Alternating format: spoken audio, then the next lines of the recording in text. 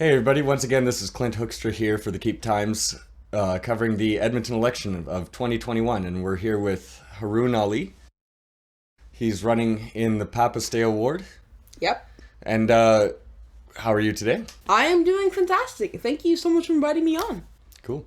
So I guess the biggest question I'll go just get right to the point. The biggest question in our ward is always going to be homelessness. What can you do to help those people in our ward? Yes, homelessness is something I'm very, it's something I have experienced too, and it's something that numerous different friends of mine have experienced. And I understand the complex social issues that come with homelessness and ensuring that we're creating an equitable city. I think some of the things we should be looking at as a city is working alongside homeless shelters across Edmonton, especially the youth shelter, what's called the youth emergency shelter just in, what's called over the bridge. That is something that's really, really important to me because we're seeing a big spike in youth homelessness around the ward, which is incredibly important for us as a city to get under control. We also need to look at the general homeless population and ensuring that we are getting as many people housed as quickly as possible. I have never in my life ever believed that we should be withholding housing from people that need it the most. We should be getting these people in housing as quickly as possible because it's so hard to deliver services to people if you don't know where they are, because they go around, they keep moving, and you can never find where they are. So the best possible thing you can do is get them housed, get them into a place, and get them living in a dignified situation, and then give them support. Then give them then offer what's called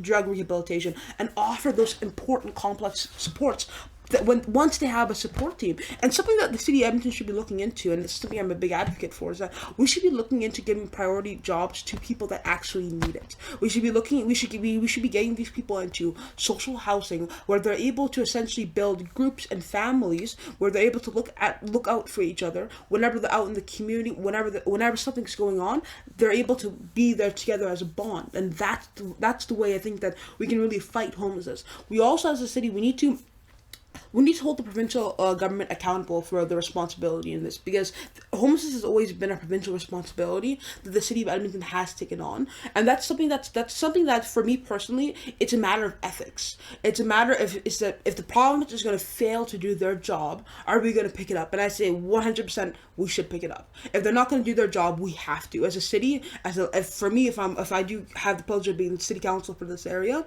that is something unequivocally I will fund, I will support, because it doesn't matter who's responsible for it. If it's not getting done, it's harming our city. I hate pointing out the economical benefits of solving homelessness, but there are some. The social benefits and making Edmonton a better, more equitable city should be the goal. And that's how I really believe that we can really combat homelessness in a really fair and an adequate manner.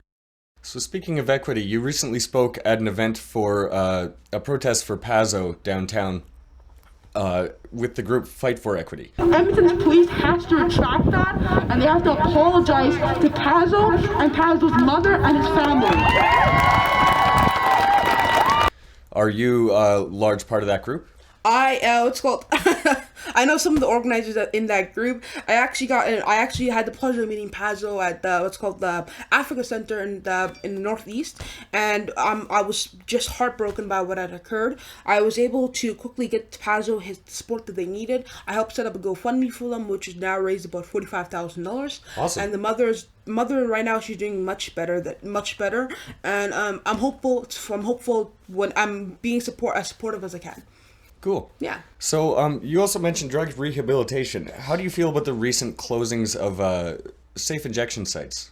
Absolutely a terrible move. That is the worst move I have ever seen in my life from this province. Because we're in less than, and I remember seeing this from what's called I'm gonna mispronounce her name. I'm sorry, Punita McBrien. She is the Downtown Business Association president, and she sent out a tweet a couple of days ago saying that in the past 48 hours there were 55 overdoses in the downtown area.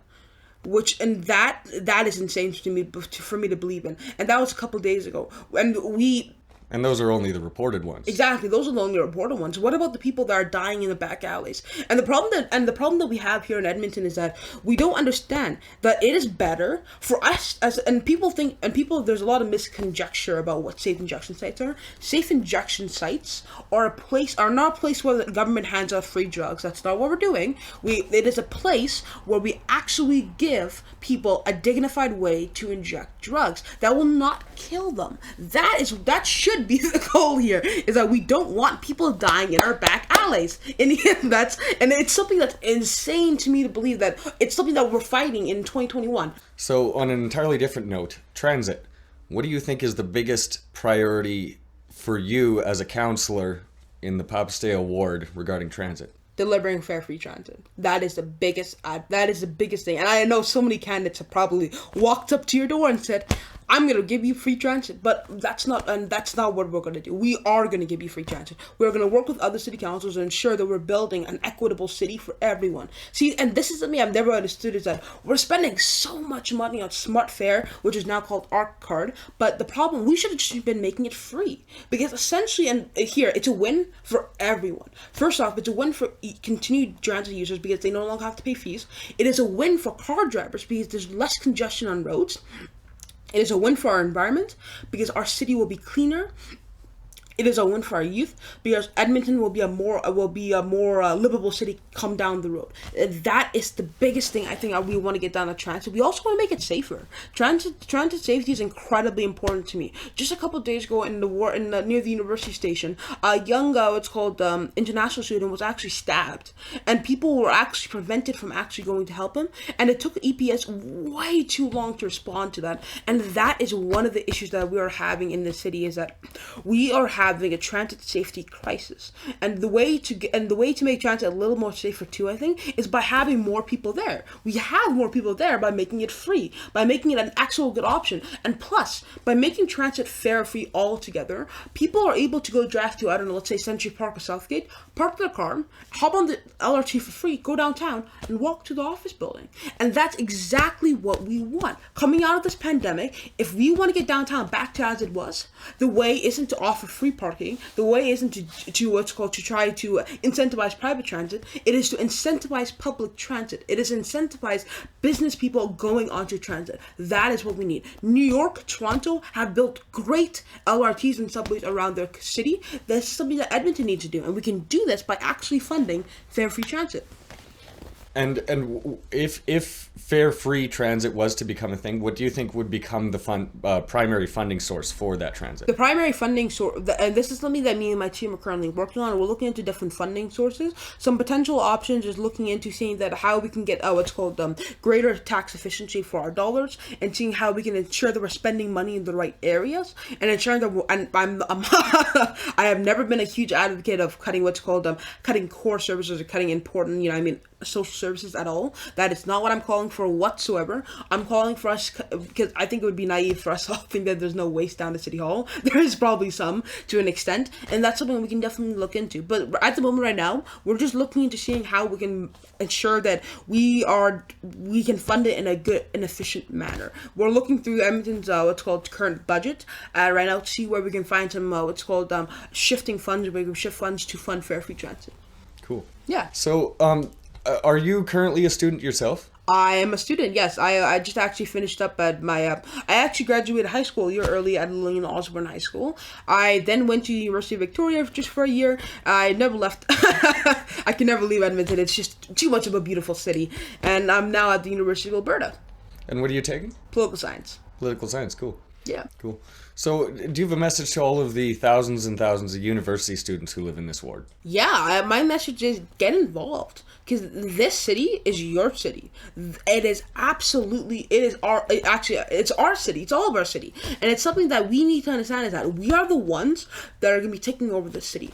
You might be in your first year right now. You might be 18, right? In 4 years, where do you see yourself as in this? Most likely, you see yourself maybe in Edmonton, maybe living in the same neighborhood, maybe living in Gardner, Strathcona, and those type of neighborhoods, right? Do you want to live in a city where we don't have any youth representation whatsoever, and we have a city council that is looking down looking in the present time, or do you want a city council that actually has more youth on it, that actually are able to, you know what I mean, look down into the future and make sure we're making smart decisions, so when you have kids, this city's a place that you want to stay. Cool. Well, thanks for talking to us. Yo, no, thank you so much for having me, and I really do. I love the setup. Cool. So this has been Clint Hoekstra here for the Keep Times, covering the Edmonton election of 2021, here with Haroon Ali, Papasteo candidate. Peace.